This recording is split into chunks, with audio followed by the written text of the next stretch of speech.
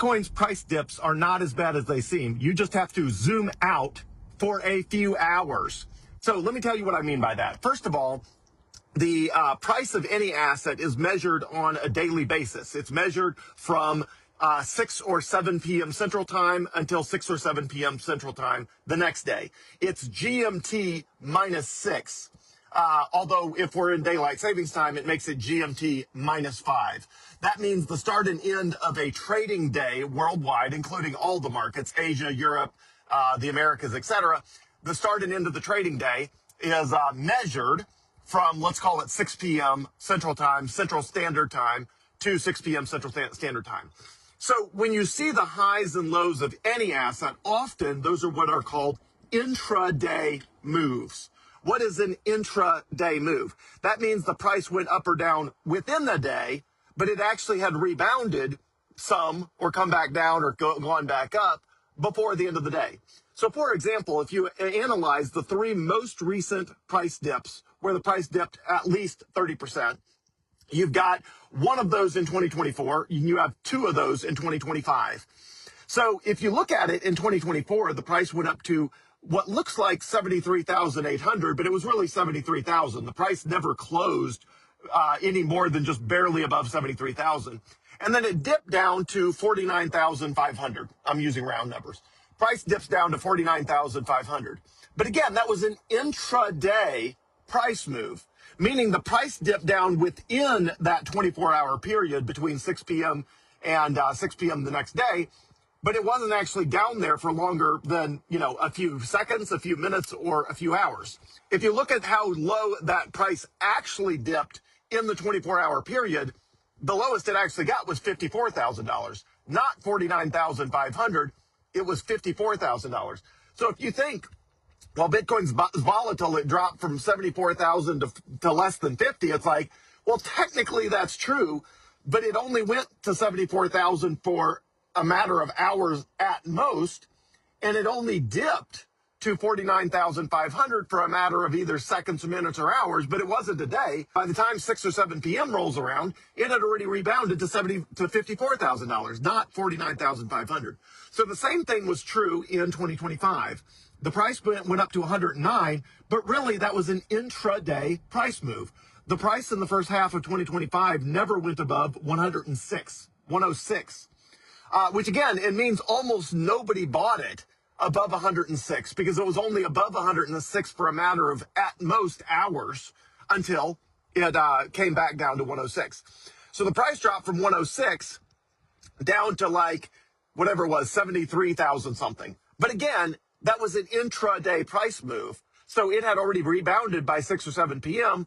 back to $76,000. So you really go dropping from 106 to 76, not from 109 down to 73 and change. That, again, the top of that and the bottom of that were only there either seconds, minutes, or hours, which means almost nobody actually bought the peak of the high between 106 and 109 in the first half of 2025, and almost nobody had to capitulate at the low below 76,000 because, again, it was only there for less than a day. In the second half of 2025, you had the same thing, which was the highest the price went was 126.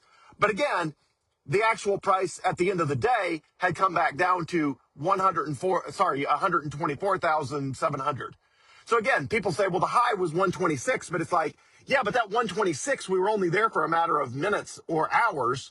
We were not there for any meaningful period of time. So again, when you look at the price and you say it roared up to 126 and then it crashed to 80,000, that's not really what happened. What happened is it went up to 124, not 126, and it crashed to 84, not 80,500, because again, it was only at 80,500 for a matter of minutes or a matter of hours. And again, unless you got liquidated because you were using leverage or doing something stupid with your Bitcoin, if the price drops that fast, that quick, give it a minute. Just give it a minute. Breathe.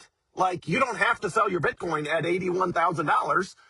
It rebounded to 84,000 by the end of the day, and it was at 86,000 within a day or two. It's helpful when you're looking at things to look at it as daily closes and daily opens, even though that's not what any of the mobile apps are going to show you. The high and low prices the mobile apps are going to show you is always the highest it ever touched even for a second, and the lowest it ever touched for even a second.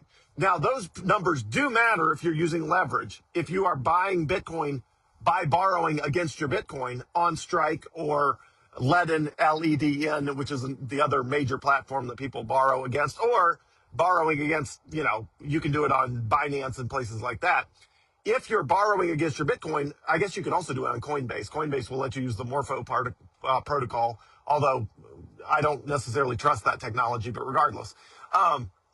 If you're borrowing against your Bitcoin, those levels absolutely do matter because you can get liquidated at those levels. So if you had a Bitcoin-backed loan with a liquidation price of 81,000, meaning at 81,000, you are going to be a forced seller for a portion of that Bitcoin-backed loan to bring your loan to value back up to a healthy place. For example, I think Strike, I think if you your loan to value starts at 50%. I think if it gets to 60%, you get a margin call, and 70%, it's like forced liquidation. I forget, maybe it's 70% and 85%, whatever it is.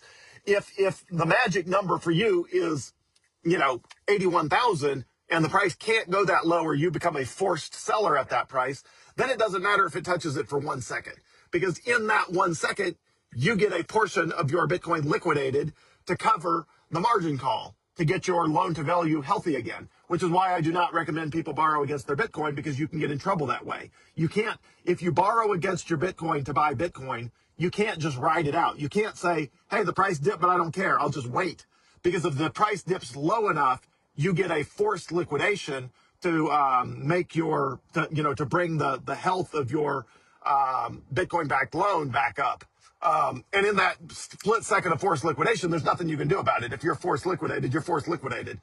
You may want to go back and buy that Bitcoin you got forced liquidated at 81,000, but by the time you get around to buying it, minutes or hours later, the price has bounced back to 84,000. There's no way you're going to get $81,000 Bitcoin. You are a seller down there, but you can't be a buyer down there, unless the price goes back there and waits around for you.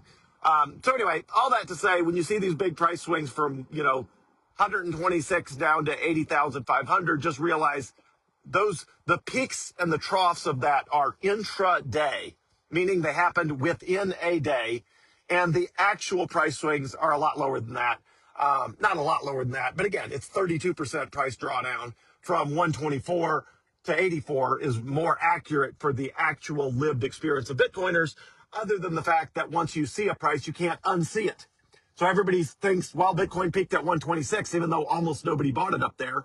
And, then it crashed to 80,500 again, even though almost nobody sold it down there, because it was down there or up there such a very, very short period of time.